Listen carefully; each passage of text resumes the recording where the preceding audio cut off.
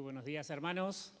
Es una alegría poder estar esta mañana compartiendo con vosotros y en especial quiero dejaros en primer lugar saludos y cariños de mi esposa Liliana, que hoy no podía acompañarnos y me pidió que especialmente os lo trasladara, y también, por supuesto, de todos los hermanos de la congregación allí en Madrid. Así que es una alegría poder compartir con vosotros este tiempo. Y lo que queremos en esta mañana recorrer es, preguntaba Hans, ¿cuál es el tema este año? ¿Qué es la línea o cuál es el contenido? ¿En qué estáis enfocando? Y me decía, pues, verdaderos discípulos. Este año nuestro lema es verdaderos discípulos. Veo ahí que vais, se os va a quedar pronto pequeña la pared, ¿eh? Muy bien, me alegra mucho poder verlo allí. Y la verdad es que lo que quiero es compartir con vosotros algunos conceptos acerca de los discípulos. Seguramente muchas de las cosas os puedan sonar, y espero que nada os suene mal, pero sí que quiero que podamos desafiarnos a nosotros mismos, y el título le quise dar la vuelta, verdaderos discípulos, y el título que quise darle a esta palabra es discípulos de verdad, porque discípulos es una palabra, perdona hermano, me retumba mucho aquí, no sé si tengo algún efecto. Entonces, esta pregunta es, damos la bienvenida, hay una persona por aquí, ¿verdad?, que venía hoy, muy bienvenida, de verdad. El resto hace más tiempo que estáis aquí, y discípulos es una palabra que cuando entramos las puertas de la iglesia para adentro suena. O sea, no es una palabra extraña a una congregación, y menos una congregación evangélica, muchísimo menos. Discípulos lo tenemos absolutamente interiorizado. Es una palabra que utilizamos mucho. Pero a ver, vamos a ir un poquito más atrás. ¿A quién le gusta viajar en el tiempo? ¿A alguno le gusta? Muy bien. A mí también me gusta. Bueno, que sepamos ahora no somos capaces, es verdad. Pero si pudieras viajar en el tiempo, ¿a dónde te irías? ¿Se puede hablar? ¿A dónde te irías? El tiempo digo de atrás, no me volváis loco para el futuro, que esa parte no la tengo preparada. Para atrás, a ver, ¿a qué momento quisieras volver? ¿A la niñez? Ya hay alguno que me dice, no, yo quisiera tener 20 años con la experiencia de ahora. No funciona. Eso no funciona. A ver, ¿alguno más escuché por aquí? A la época de Jesús. Bueno, esa no sale fácil, ¿no? A la época de Jesús. A la juventud. A mí me gustaría viajar a alguna época en la que poder aprender algo.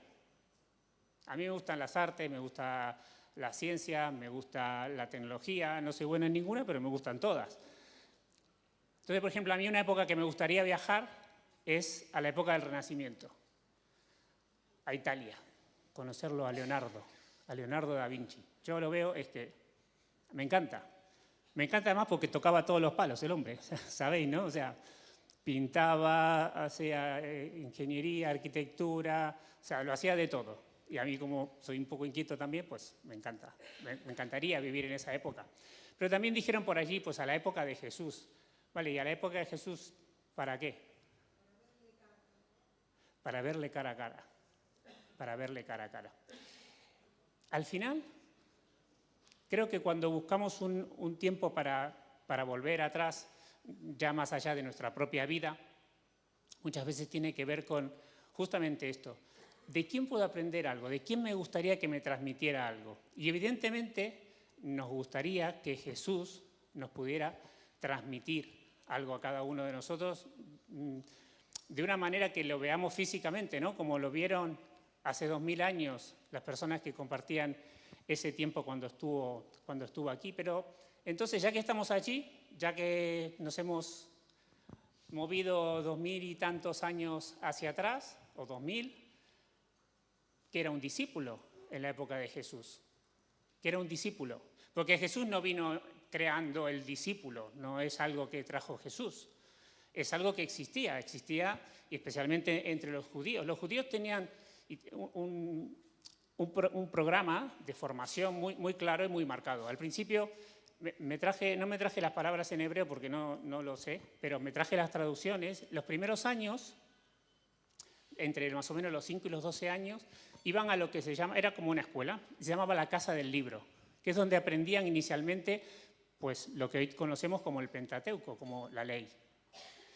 Cuando llegaban a los 12 años pasaban a lo que llamaban la Casa de los Estudios. Entonces ya continuaban, ya no lo hacían todos, había algunos que simplemente pues, ya se dedicaban con sus padres a sus oficios, pero había otros que seguían la Casa de los Estudios y ya aprendían pues, toda la ley y los profetas. ¿Sí? Conocían todo. Y más o menos para la edad de lo que hoy sería pues, que terminan un bachillerato, entonces llegaba un momento en el que aquellas personas que querían seguir conociendo más de Dios necesitaban un referente. Y entonces iban buscando entre los maestros que había, los rabinos, cada uno también tenía su línea de pensamiento, su forma de entender las escrituras, de entender la ley, de entender los profetas, de entender los libros de sabiduría.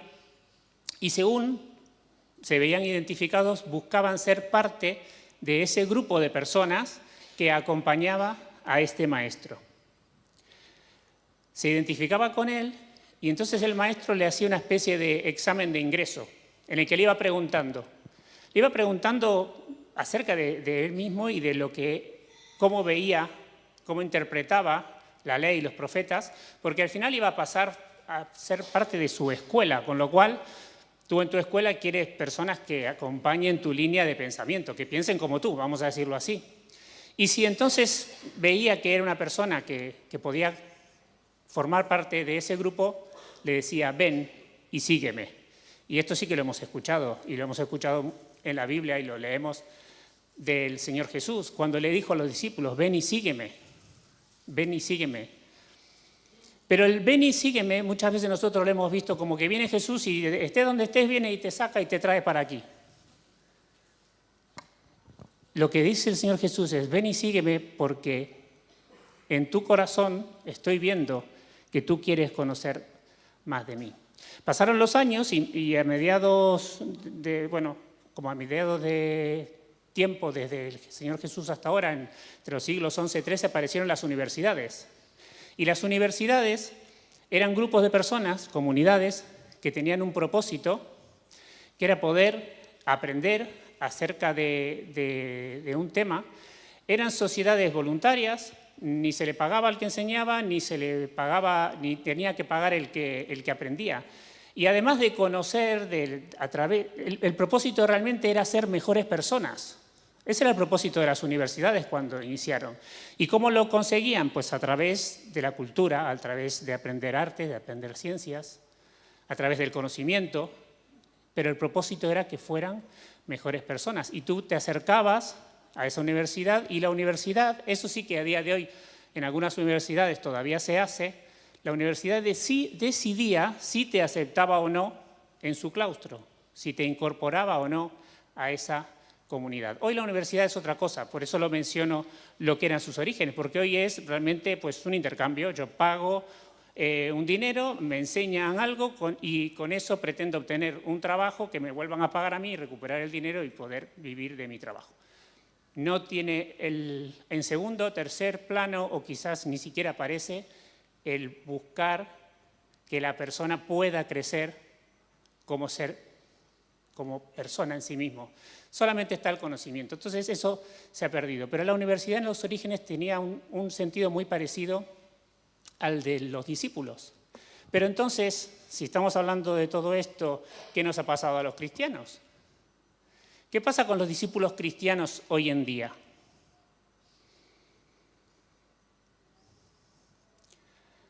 ¿En qué universidad estamos? ¿En la que empezó o en esta última? Me voy a aclarar, que quiero que el pastor me invite otra vez a compartirlo con vosotros. ¿Qué quiero decir? ¿A dónde estamos apuntando cuando venimos a la iglesia, cuando queremos ser discípulos? Mira, La palabra discípulo es una palabra que la utilizamos y que la usamos bien y también la deformamos. Y la usamos de maneras que no es lo que nos quiere significar realmente en la palabra. Tendemos a decir, voy a discipular a alguien. ¿Habéis escuchado eso alguna vez? Voy a discipular a alguien. Y sin embargo, esa forma de expresarnos no tiene el espíritu de lo que es un discípulo. Vamos a cambiar de palabra. En vez de discípulo vamos a utilizar algún sinónimo. Por ejemplo, un alumno, un seguidor, también son sinónimos de la palabra discípulo. Sin embargo, nosotros no decimos, estoy alumnando a esta persona o estoy seguidorizando a esta otra persona. No es la forma en la que lo expresamos. ¿Y por qué? Porque la definición en el diccionario de la lengua española dice que un discípulo es una persona que aprende una doctrina, una ciencia o arte bajo la dirección de un maestro. O sea que, según el diccionario, discípulo es un sustantivo, no es un verbo, no es una acción que tenemos que realizar. La palabra discipular, si alguno hay rápido, porque mis hijos son muy rápidos, termina el mensaje, ¿y qué tal? ¿Qué te pareció la palabra? Sí, es que cuando dijo tal, me puse a buscarlo, lo googleé. Ya ni se googlea, ¿no? Ahora va directamente a ChatGPT. Dice, y eso que dijo, en realidad... Entonces, si alguno lo buscó, discipular está en el diccionario. Pero discipular es un adjetivo. Discipular hace mención a aquellas cosas que tienen que ver o están relacionadas con el discípulo. Mira, otra palabra que suena muy parecida y que también es afín es escolar. Escolar sí os suena, ¿verdad? ¿Vale? Y cuando hablamos de escolar, ¿qué significa? Es todo lo que está relativo o vinculado, perteneciente a los alumnos o a la escuela. ¿Vale? Tienes el calendario escolar, tienes el material escolar, ¿verdad? ¿Qué hace? Califican una cosa. Y el discípulo, el discipular, la palabra discipular tiene que ver también con esto.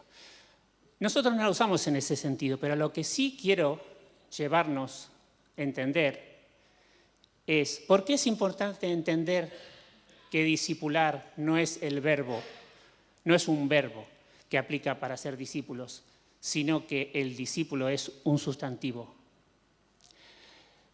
Hay una diferencia muy importante.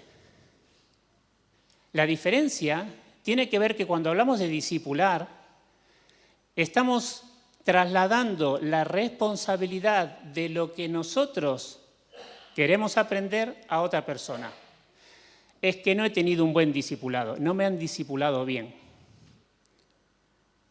Mientras que cuando hablamos de un discípulo, lo que estamos hablando es, como mencionábamos en los judíos que buscaban pertenecer a la escuela de un rabino o buscaban en los inicios de la universidad, es el deseo personal nuestro de pertenecer y de conocer un arte, una ciencia, en este caso una doctrina, a la que queremos acercarnos. Vale, y entonces, ¿qué diferencia hay entre seguir cualquier doctrina o cualquier arte que me parezca interesante y hacer lo propio? ¿No? Al final también puede servir para desarrollarme como persona. Pues la palabra de Dios nos muestra que hay algo que es totalmente diferencial. Tanto en la escuela rabínica como en las universidades, la decisión de si tú podías ser parte o no de esa comunidad recaía en el rabino o recaía en el decano de la universidad. Y aquí, con Jesús, nos pasa lo mismo.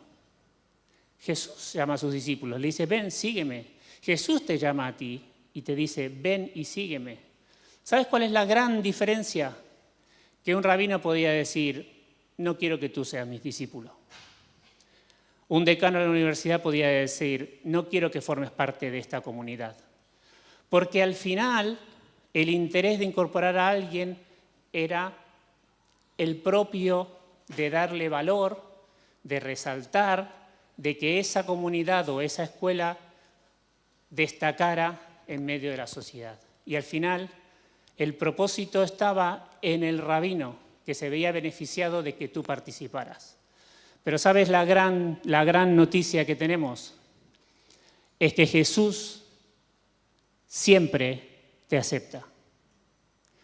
La gran diferencia que tenemos es que los hombres, las personas, somos muy dados a separar lo que nos interesa de lo que no nos interesa. Y estamos pensando más en nosotros mismos que en la otra persona.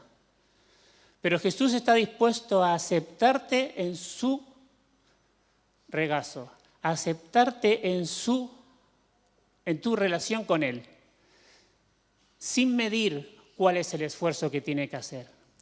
De hecho, tanto es así que sabemos que cuando Jesús murió en la cruz, dio su vida por cada uno de nosotros. ¿Qué mayor esfuerzo podemos esperar de una persona? ¿Qué mayor esfuerzo podemos esperar del Hijo de Dios que haya entregado su vida por cada uno de nosotros? Así que la gran noticia que tenemos es que podemos ser discípulos de Jesús y podemos estar seguros, completamente confiados de que Jesús nos va a recibir a su lado. Jesús nos dijo: vengan a mí todos los que están cansados y que llevan cargas pesadas, y yo les daré descanso. No es una forma natural de llamar a un discípulo. Cuando yo intento sumar a alguien a mi equipo, intento que sea una persona que aporta. En el trabajo, hablemoslo cotidianamente. Yo soy informático, tengo formación de dirección de empresas y al final, muchísimos años de mi vida he trabajado formando equipos para hacer el trabajo que nos preparaban. Aquí hay diferencia cuando tienes una persona que se incorpora a tu equipo y que va como un tiro, de aquel que tienes que dedicar un montón de tiempo para también ayudarle y percibes que no tiene ese deseo de hacer las cosas. Se nos hace igual trabajar con una persona que tiene voluntad, que tiene ganas, que es espabilada, que aporta de sí mismo, que es buen compañero, a una persona que parece que todos son problemas. ¿Verdad que no es lo mismo? Y al final, ¿con quién nos quedamos? No de forma egoísta, al final tenemos unas responsabilidades que cumplir y aquellas personas con las que podemos trabajar mejor, pues justamente eso, es más fácil de hacerlo. Pero Jesús nos dice, bueno, a ver, pónganse por aquí, vengan por aquí los listos, los rápidos, los buena gente, los que son... No, Jesús está llamando, ¿estás cansado? ¿Tienes cargas en tu vida? Vente, que aquí hay un lugar donde puedes descansar. Y si esa es la realidad en tu vida, quédate con esta buena noticia. Jesús te está llamando, estés como estés, estés donde estés, para que formes parte de su equipo. Tenemos una esperanza que es cierta y tenemos una verdad. Cree en el Señor Jesucristo y serás salvo. Esta verdad, esta sentencia que los apóstoles le dieron al carcelero, es algo que puedes atesorar y que hacer tuyo hoy mismo. Dios quiera que esta relación con Jesús ya la hayas empezado hace mucho tiempo. Sé de muchas personas de vosotros, porque nos conocemos, que tenéis esta relación con el Señor. Pero aún en medio de esa relación, hoy todavía puedes restablecerla, puedes reforzarla. Pero si nunca has tenido nunca has respondido a ese llamado de Jesús de ven y sígueme, y eso no tiene que ver con que vengas a la iglesia, no tiene que ver con lo que está alrededor tuyo. ¿Recordáis lo que hablábamos? El discípulo es el que quiere participar. Tú puedes estar aquí escuchando. La hermana antes decía, yo quiero volver cuando vivió Jesús. ¿Sabéis qué leemos en la palabra? Que no todas las personas que rodeaban a Jesús le seguían. Es más, había personas que le rechazaban. Con lo cual, solamente el hecho de que esté Jesús no hace que seamos sus discípulos. Pero sí, si quieres ser su discípulo, Jesús te recibe en su regazo. Y si somos discípulos de Jesús, ¿para qué lo somos? Pues como decíamos antes, pues para aprender doctrina, para aprender cómo Jesús vivió y para hacerlo propio.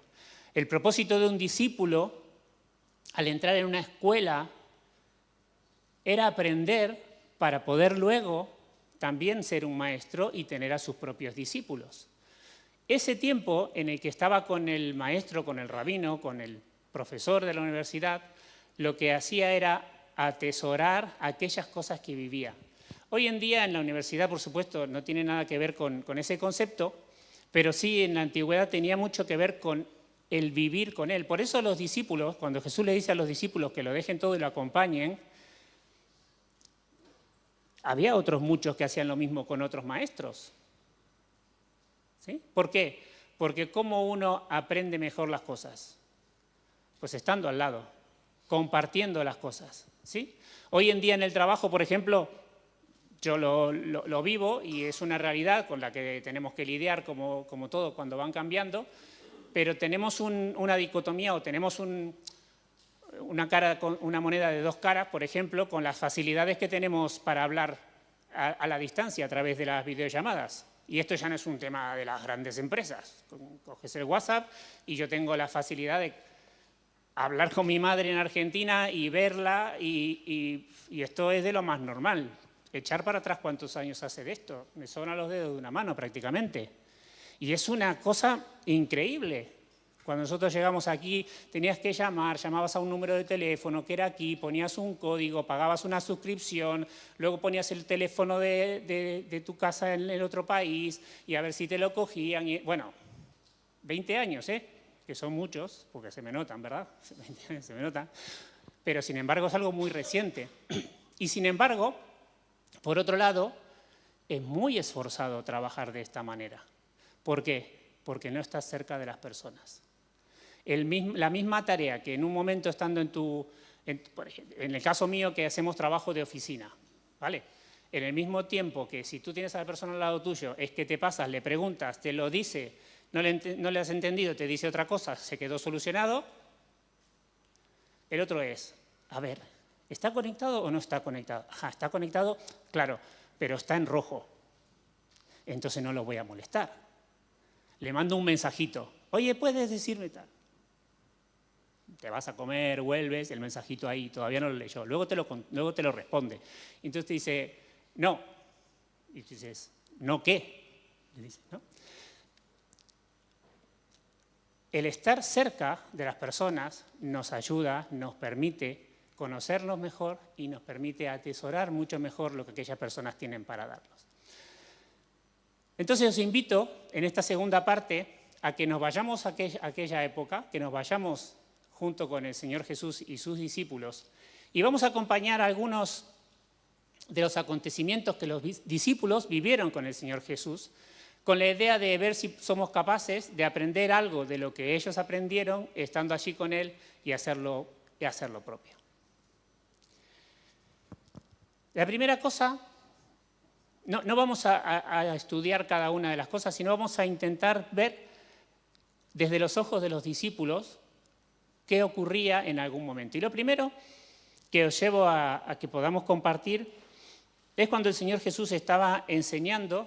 Recordáis que el Señor Jesús daba sermones y también enseñaba a través de parábolas, que por cierto era algo que también hacían otros maestros. Pero el Señor Jesús daba parábolas que tenían una enseñanza espiritual clara y profunda. Y el Señor Jesús estaba enseñando cuando, por ejemplo, les declaraba la parábola del sembrador. Y los discípulos, dice en Lucas 8, 9 y 10, sus discípulos le preguntaron diciendo, una vez que había terminado de darles la parábola, ¿qué significa esta parábola? Y él les dijo, a vosotros os he dado a conocer los misterios del reino de Dios, pero a los otros solo por parábolas, para que viendo no vean y oyendo no entiendan. No vamos a estudiar la parábola del sembrador hoy, pero los discípulos la habían escuchado y sin embargo dice que no lo habían entendido. Este es un primer desafío para nosotros. Recibimos la enseñanza, pero no vale solo con esto.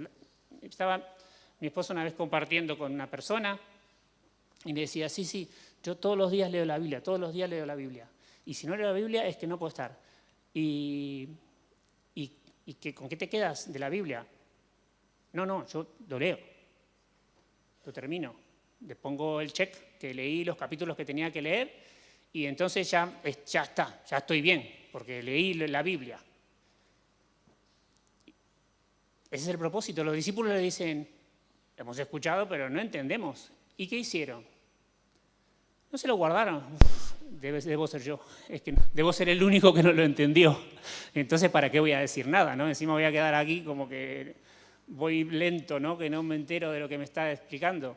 No, le preguntaron. Y el Señor Jesús se los explicó y les dijo que tenía un propósito, que era necesario entender los misterios de Dios. Así que como discípulos, pensar que estás en ese momento cuando escuches una palabra del Señor, en la iglesia, en tu devocional, compartiendo con unos amigos y no lo has entendido, no tengas miedo, como los discípulos. Oye, no entiendo, porque lo importante es entender lo que Jesús nos está diciendo. ¿Cómo vamos a hacer lo que Jesús nos enseña si ni siquiera lo entendemos?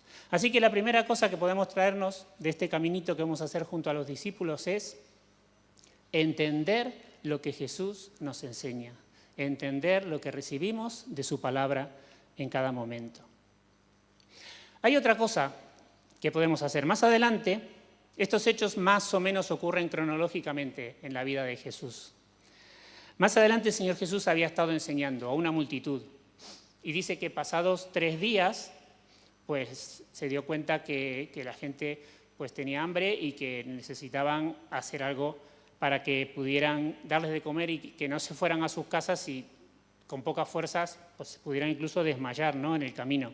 Y en Mateo 15 dice, tomando 7 panes y unos peces que tenían, dio gracias, los partió y dio a sus discípulos y los discípulos a la multitud. Yo añadí esta palabra para que lo entendiéramos, y los discípulos lo dieron a la multitud. Este es otro momento en el que el Señor Jesús dio de comer a una multitud, ¿eh? No es el de los niños con los 5 panes y 2 peces. Si a alguno le chirría, no eran 5 en vez de 7, es otro momento en el que el Señor Jesús también dio de alimento a las personas que les estaban escuchando. El Señor Jesús tomó lo que tenía.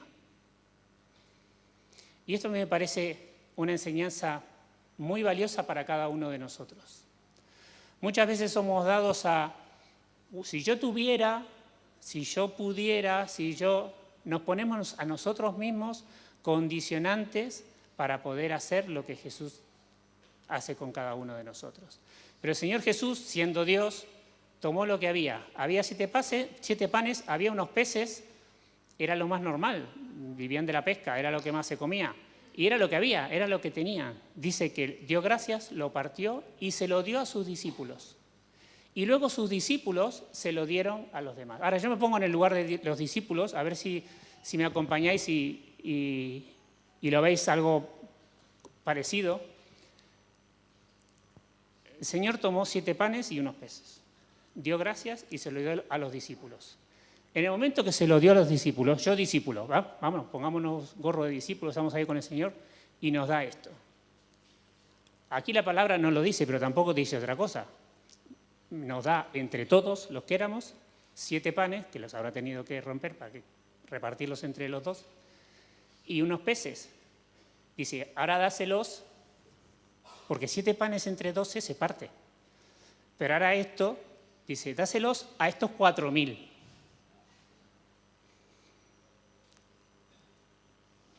Y ahora ve, y dáselo a los 4.000, porque eres tú el que se va a poner al lado de la gente que estaba así escuchando y vas a intentar darle de comer. ¿Y qué hicieron los discípulos? Fueron y se lo dieron. ¿En dónde está la enseñanza? ¿En dónde está lo que aprendieron? ¿En extender la mano y dar de lo que tienes? Por supuesto, somos llamados a bendecir y a suplir las necesidades de todas las personas y mayormente de aquellos de la familia de la fe. Pero aquí la enseñanza para los discípulos fue la fe de Jesús. Jesús dio gracias por lo que tenían, que a nuestros ojos no era suficiente para dar de comer, pero estaba orando con fe. Y los discípulos le imitaron, no en darle el pan a la otra persona, sino en la fe que Jesús puso cuando dio gracias porque tenían estos alimentos, estos poquitos que terminarían dando de comer a 4.000 y también sobraron 7 cestas. Así que otra forma de ser discípulo es imitar, hacer las mismas cosas que hace nuestro maestro. Yo cuando empecé a trabajar, mi primer trabajo fue de profe en un instituto. Estuve 4 años como profe. A mí me gusta enseñar, es verdad. No ha ido mi carrera profesional por ese lado, pero sí que me gusta enseñar. Y una cosa que aprendí con el tiempo es que no hay mejor forma de aprender que copiando. Y cuando vas a la escuela te dicen, no te copies, no te copies. Te va a poner un 0. Si te copias, te pongo un 0. ¿No? Y lo entendemos, estamos hablando de un examen. Pero ¿cómo se aprende de verdad? Copiando a otro, copiando al que sabe, imitando a aquella persona que hemos tomado como maestro, como referente. Así que yo te animo como discípulo a que copies a Jesús, a que imites lo que Jesús hace contigo, otra vez tú con aquellos que te rodean. Más adelante ocurrió otro episodio en la vida de Jesús que mezcla, como muchas veces, como este mismo que acabamos de ver, lo sobrenatural con las necesidades físicas, incluso con un sentimiento emocional muy, muy fuerte. Y este es cuando murió su amigo Lázaro. Le fueron a avisar y cuando estaban lejos todavía, recién les habían ido a avisar, Lázaro había muerto en otro pueblo, les dice a sus discípulos con los que estaba. Dicho esto, les dijo después, nuestro amigo Lázaro duerme, mas voy para despertarle. Dijeron entonces sus discípulos, Señor, si duerme, sanará. Pero Jesús decía esto de la muerte de Lázaro y ellos pensaron que hablaba del reposar del sueño. ¿Qué podemos aprender de esta situación? Sí, luego sabemos que Jesús resucitó a Lázaro, sabemos del poder de Dios, pero los discípulos en el momento dijeron lo que parece natural, hoy en día, ¿no? Si una persona está convaleciente, está enferma, déjalo que descanse, déjalo que duerma, como que es un estado de reparación. De hecho, aunque no estemos enfermos, y ahora cada vez más lo escuchamos en las redes y demás, el sueño es absolutamente necesario para reparar nuestro cuerpo, físicamente, mentalmente, es absolutamente necesario. Y ellos le decían, pues si duerme, significa que irá mejor, sanará, es lo que parece que va a pasar. Sin embargo, los discípulos tuvieron que aprender algo que a mí me pegó y lo guardo. Muchas veces queremos darle a Dios las soluciones. Y ellos estaban en otro lugar, haciendo otra cosa. Y le dicen, si duerme sanará, como diciendo, pues déjale y ya la semana que viene, mañana, nos dirán otras buenas noticias de que ha sanado. Y ya está, pero quedémonos haciendo lo que tenemos que hacer. Y sin embargo, el Señor Jesús les levanta y le dice, vamos para allí. Tengamos siempre nuestro corazón, nuestra vida, sometida a la vida de Jesús, sometida a su poder y sabiendo que Él es el que realmente sabe qué es lo mejor en cada una de nuestras vidas y en cada momento de nuestras vidas. Eso requiere de nosotros un aprendizaje grande, pero los discípulos pudieron aprenderlo, entendiendo que entonces, cuando llegaron allí, esa muerte que había ocurrido, que nadie entendía, solo tenía un propósito, que era revelar al Dios de la vida. Pero no lo pudieron anticipar. Que el Señor nos dé la gracia y nos dé la sensibilidad de poder escuchar la voz de Dios y poder someternos a su voluntad, incluso cuando no entendemos todavía el propósito que tiene para nuestras vidas. Más adelante, el Señor Jesús estaba orando. Y dice en Lucas, aconteció que estaba Jesús orando en un lugar y cuando terminó, uno de sus discípulos le dijo, Señor, enséñanos a orar, como también Juan enseñó a sus discípulos. Y este momento de la vida de Jesús nos lleva a una situación casi antagónica a la de recién. Este tiempo de ir a la tumba de Lázaro y resucitar a Lázaro es potente, ¿no? Uno lo visualiza, llévalo esto en modo película, o sea, da para ser una escena muy relevante, que demuestre el poder de Dios, que muestre algo extraordinario, algo que realmente no se puede explicar desde el punto de vista humano. Y ahora estamos en otra situación completamente distinta. No hay fuegos artificiales, no hay grandes cosas para hacer. Jesús estaba haciendo algo que hacía muchas veces, estaba orando. Simplemente estaba orando. ¿Y sus discípulos qué hacían? Dice que le vieron. Dice que le vieron. Así que el ser discípulo no se trata solo de aprender de los grandes eventos. El próximo fin de semana estaremos compartiendo en el Festival de la Esperanza.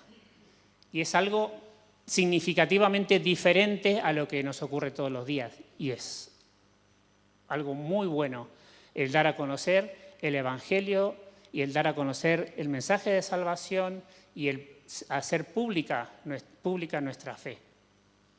Sin embargo, no podemos vivir de ese evento en evento. No podemos tener todos los sábados un Festival de la Esperanza, pero sí todos los días podemos orar.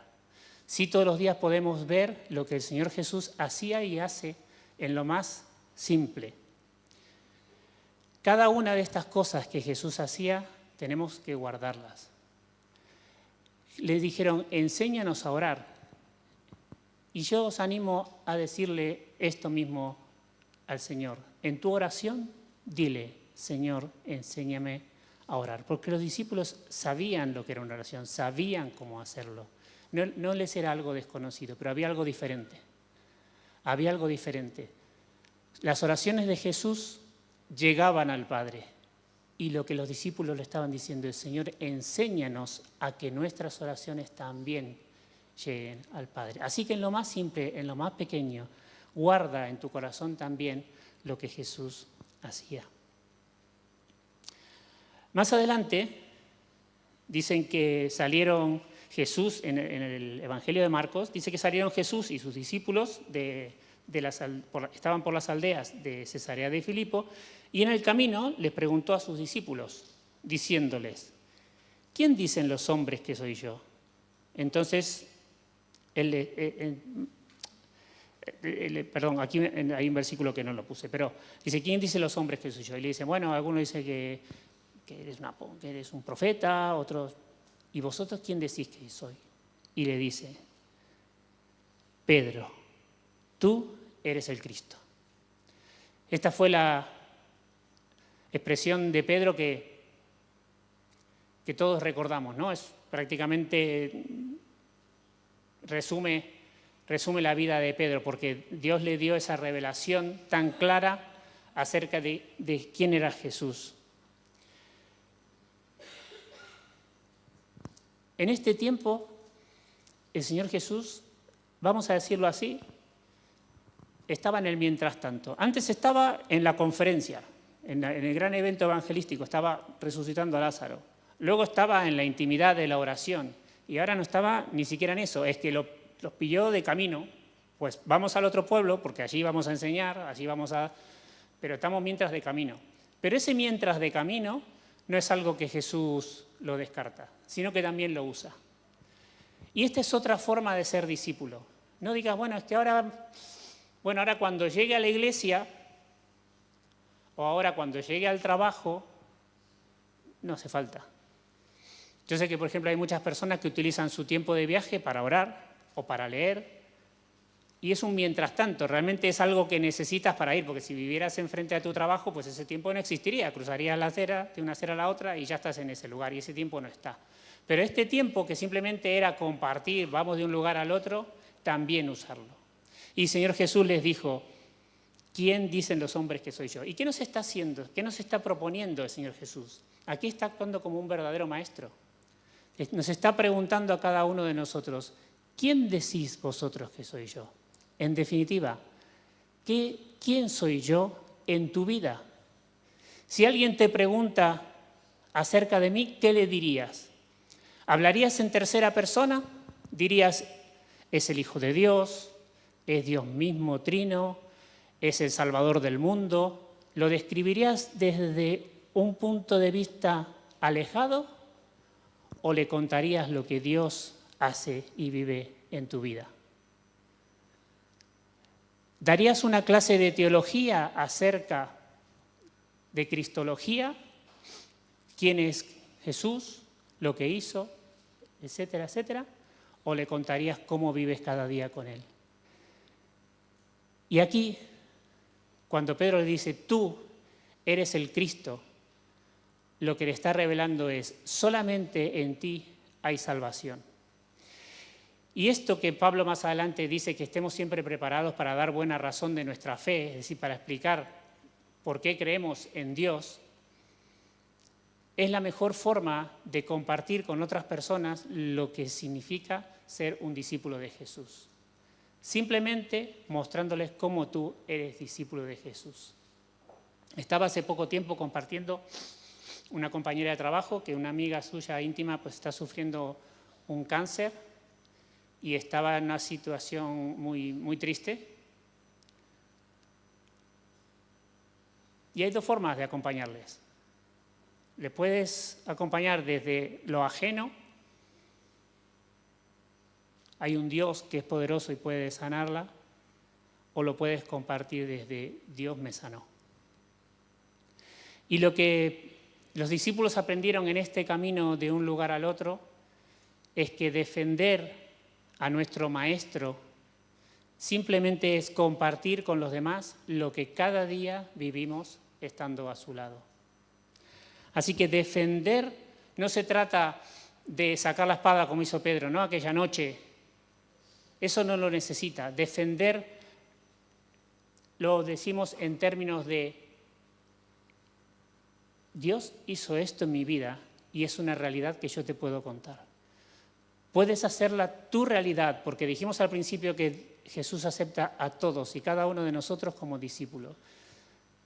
Pero si no lo quieres aceptar, eso no pone en menos valor lo que Jesús hizo en mi vida. Y no hay mejor forma de defender a Jesús que contar lo que Él hace en nuestra vida, cómo nuestro Maestro influencia en nuestras vidas.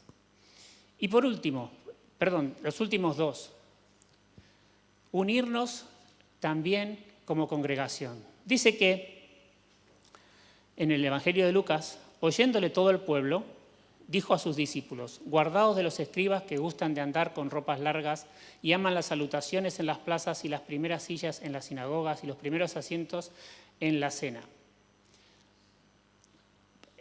Estaba enseñando y entonces Jesús, que era un maestro extraordinario, desde el punto de vista pedagógico me refiero, nos enseña acerca de qué cosas tenemos que hacer y qué cosas también tenemos que evitar. Es una forma también de enseñar. Y Jesús entonces les dice, guardaos de ser como estas personas. En contraposición os dice, cuidaos vosotros mismos, manteneros unidos entre vosotros mismos para que no os pase lo que les pasa a estas personas. Porque estas personas, dice los escribas, que les gusta mostrar lo que son, cómo lo hacen y demás, en definitiva tienen una vista muy corta. Porque si tú quieres que te vean lo bien que vas, lo guapo que estás, lo que posees, en cuanto lo has visto, ya está tu recompensa. Si a mí me gustan los coches y tengo un coche aquí súper tuneado y que me he dejado muchísimo dinero en prepararlo y demás, pues yo lo llevo a un lugar, lo expongo y una vez que la gente lo vio y se fue, se cumplió el propósito. El propósito era que se viera. Y Jesús les dice, guardaos de hacer como estos. Porque si lo que quieren es que se les vea, en cuanto se les vio ya está, pero yo no vengo para eso. Yo vengo para algo mucho más trascendente. Yo vengo para algo mucho más eterno. Y aquí es cuando utilizamos la palabra discípulos en plural. Porque cuando le dice guardaos, no solamente estamos hablando de que de mí mismo tenga ese cuidado de cuál es mi motivación y qué es lo que estoy haciendo, sino que también con mi hermano, mi hermana, nos ayudemos mutuamente. Porque a veces no nos damos cuenta y se nos sale que nos vean, que al final para algo, ¿no? Tanto esfuerzo, ¿para qué? Pero cuando perdamos nosotros la visión por nosotros mismos, vamos a estar juntos. Guardémonos en lo personal, pero también guardémonos mutuamente, uniéndonos unos con otros. Y finalmente el versículo que compartíamos en el encabezado del mensaje de hoy, solo una frase me he quedado. Esto ya estamos al final de la vida del Señor Jesús, cuando iba a entrar Jesús a la ciudad de Jerusalén y les encarga a los discípulos una serie de tareas, pero nos vamos a quedar solo con esta frase que dice en Mateo 21:6. Y los discípulos fueron e hicieron como Jesús les mandó. Este para mí es un gran desafío. Os dije antes que a mí me gustan la ciencia, la tecnología, y por lo tanto os imaginaréis que soy una persona más bien racional. Me gusta entender las cosas, por qué es esto, por qué pasa. Me facilita a mí entender las cosas. Pero Jesús en este caso les dice algo que para mí es una enseñanza. Les dijo, los discípulos fueron e hicieron. Les mandó a hacer algunas cosas que si te las ponías a analizar, si decías, bueno, vamos a poner aquí, limpien la mesa, vamos a poner todas las fichas, ¿qué me están pidiendo que haga? ¿Esto a dónde vamos? ¿Qué tiene que ver? No tenía mucho sentido lo que Jesús les estaba pidiendo a los discípulos que hicieron. Y a veces cometemos el error de valorar y de ponderar y de dar nuestro propio veredicto acerca de lo que Jesús nos dice a cada uno de nosotros que nos toca hacer. Y me quedé con este versículo porque creo que es de los que define de forma muy sucinta y muy clara lo que es ser un discípulo. Escuchar la enseñanza, ir y hacerlo. Porque si no lo hacemos, muchas veces no aprendemos. Y aun cuando no lo podemos entender completamente, Jesús tiene una enseñanza para cada una de tus vidas. Con todas estas palabras que estuvimos recorriendo, hablamos de entender la enseñanza de Jesús, hablamos de imitarle, hablamos de someternos a Él, hablamos de guardar, hablamos de defender nuestra fe, hablamos de unirnos y hablamos de obedecer. Todas estas palabras, si le damos una pequeña vuelta, nos encontramos una palabra que utilizamos al principio y que quizás nos pueda servir también para recordarlo. Si las reordenamos todas estas, nos va a salir una palabra que es seguidor. Bueno, nos falta la R, pero yo le puse, recuerda lo que hemos dicho hoy y ya lo tenemos, ¿vale? Seguidor, discípulo, que es lo mismo. Ojalá que cada uno de nosotros podamos conocer a Jesús de esta manera. Podamos elegir convertirnos en sus seguidores, convertirnos en sus discípulos, porque Jesús está dispuesto a recibirnos en Él. Y si todavía no has dado ese paso de, por primera vez, acercarte a Jesús, hoy es ese día. Hoy Jesús te está llamando y está viendo tu corazón. Cuando Jesús llamó a sus discípulos, le dice, ¿recordáis cuando llamó a Natanael? A él se lo dijo expresamente, he aquí un verdadero israelita, porque yo te vi. Jesús conoce tu vida y tu corazón. Y aún así, no te va a forzar a ser su discípulo. Pero si tú quieres ser su discípulo, Jesús te va a aceptar. Así que te animo a que hoy puedas dar ese paso. Al finalizar, si quieres tomar este compromiso, quieres dar este paso de ser discípulo de Jesús, acércate aquí al frente con nosotros que podemos conversar y podemos acompañarte también en este tiempo. Y si tú ya has tomado esta decisión de ser su discípulo, que cada una de estas cosas que sus discípulos en la tierra pudieron vivir con Él, también las podamos atesorar y nos permitan cada día poder conocerle más, cada día poder parecernos más a Él y cada día poder hacer las cosas como Él las hizo. Señor, te damos gracias porque podemos encontrar en ti el amor y la aceptación que no podemos encontrar en ningún otro lugar. Te damos gracias, Señor, porque tú eres nuestro verdadero Maestro. Y queremos entregar, Señor, cada una de nuestras vidas delante de ti. Pedirte, Señor, que tú nos guíes en todo momento, que en cada tiempo nos enseñes y que tu Espíritu Santo obre en nuestros corazones el deseo todo el tiempo de conocerte cada vez más, de hacer las cosas como tú las has hecho, de imitarte, Señor, cada día. Y que eso, Señor, sea para nuestra vivencia espiritual, para nuestro propio crecimiento, pero también, Señor, que podamos contar a todas las personas que nos rodean que no hay mejor lugar que ser un discípulo tuyo. Te bendecimos, Señor, te alabamos porque tú eres bueno y porque tú, Señor, nos has amado de una manera y nos has aceptado de una forma que solamente podemos encontrar en ti. Te bendecimos, te alabamos en el nombre de Jesús. Amén. Amén.